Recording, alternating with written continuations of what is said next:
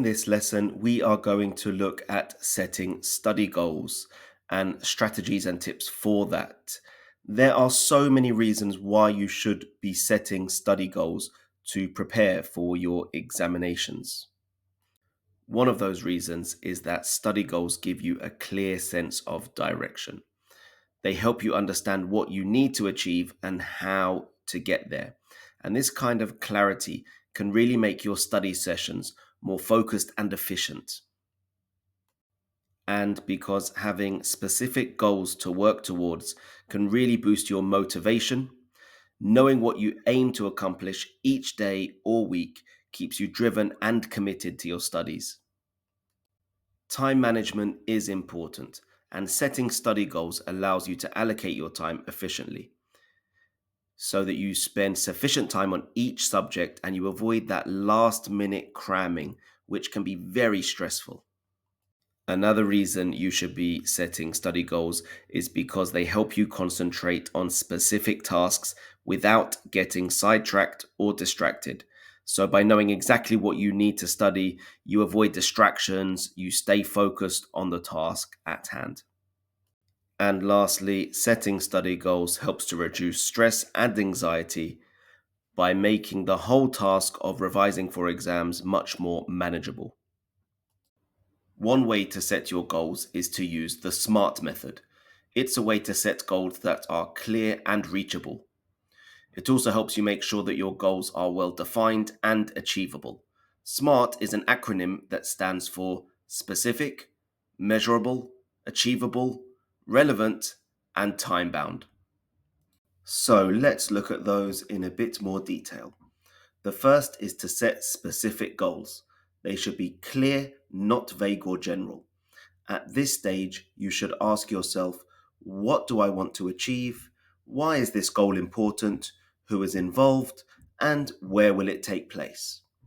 An example of that would be, I want to complete 2 chapters of my biology textbook. As you can see, the goal is specific because it mentions the number of chapters to study and the subject. It also specifies where these chapters will be studied, which is in the biology textbook. This goal could be weekly, so you'd say, I want to complete 2 chapters of my biology textbook each week. Then you'd break down the chapters over the number of weeks. So, to study chapters 1 and 2 in week 1, chapters 3 and 4 in week 2, and so on. And your goal needs to be measurable. That's so you can track your progress and stay motivated. So you need to ask yourself, how will I know when it is accomplished? And what is the criteria for success? This is how that might look in our example. I will finish 2 chapters and complete the end of chapter quizzes with a score of at least 80%. If there are no quizzes, then you might measure success by completing past paper questions relevant to that section, or you might summarize the 2 chapters in your own words. Next, your goal should be achievable, which means it needs to be realistic and attainable considering your abilities and resources. So you need to ask yourself, how can I accomplish this goal? Is this within my capabilities? So, for this example, you may be able to achieve your goal by setting aside 2 hours each day to study and ensuring you have the necessary materials and a quiet environment. Make sure your goal is relevant and aligns with your long term ambitions. So, ask yourself, does this goal matter to me? And will it help me achieve my larger academic goals? In our example, we could say, completing these chapters will prepare me for my upcoming biology exam, which is essential for my final grade. And lastly, your goal needs to be time bound. Setting deadlines creates a sense of urgency and helps you focus. So ask yourself, when do I want to achieve this goal? Or what is the timeline? For example, I will complete these 2 chapters and their quizzes by the end of the week. Now, here are some general tips for you to consider when setting your study goals. Firstly, prioritize your goals. Identify which goals are most urgent or important and focus on those first.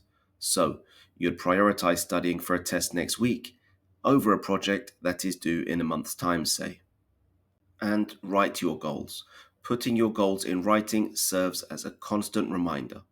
You could keep a study journal or use a planner to record your goals and your progress. Don't forget to stay flexible. Be prepared to adjust your goals if circumstances change. Flexibility helps you stay on track without feeling discouraged.